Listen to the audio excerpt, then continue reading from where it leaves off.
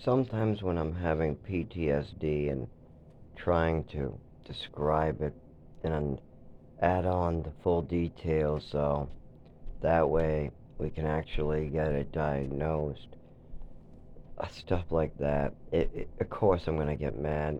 And of course, you treat others how you want to be treated. And when people lie and fantasize and then they call you a liar, a fantasizer, just so much horrible shit. you know, and you're just sitting there taking it. And you're not able to really do anything about it. Of course, you're gonna be mad. But let me keep something in mind. If I'm venting or saying like, "How would you like it if somebody did this to you?" or "How would you like it? This happened to me. How would you like it if people treated you like that?"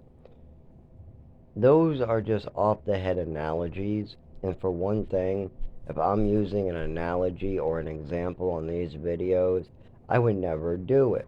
Because I'm not gonna create something, a video, vent on a video, and then have proof of it and then have it happen. No fucking way.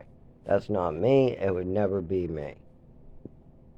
All these videos are just a diary, my venting, and material that I can put into the full story. I have the beginning, middle, end of my life. Each detail I try to add. Then I just have to put it on paper in order as a book. And honestly, that's not even the start. I gotta get medical treatment. I need to get the truth out there to certain people. I mean, there's just so much that needs to be done. And of course, I'm doing it. But I always run into getting hit by a bag of rocks by my mother's and father's lies. I mean, it's not like I can drive. It's not like I can really walk half the time without getting hurt. I do walk and get hurt anyways, and there's not much I can do about that. Not like I have any good attorneys. It's not like I have my family working with me. It's not like my father's coming clean with nothing. So all I have is my hard labor and the truth, and lots of evidence.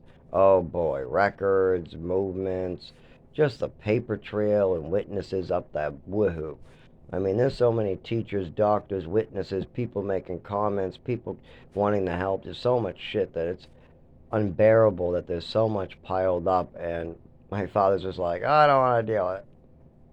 So, yeah, if I had an attorney in a car, I definitely would have a lot more paperwork, and I would just be explaining like the coordination issue and what happened. Doctors and teachers started, trying to help, and then I started speaking up at the doctor office here. Here's the reports from there.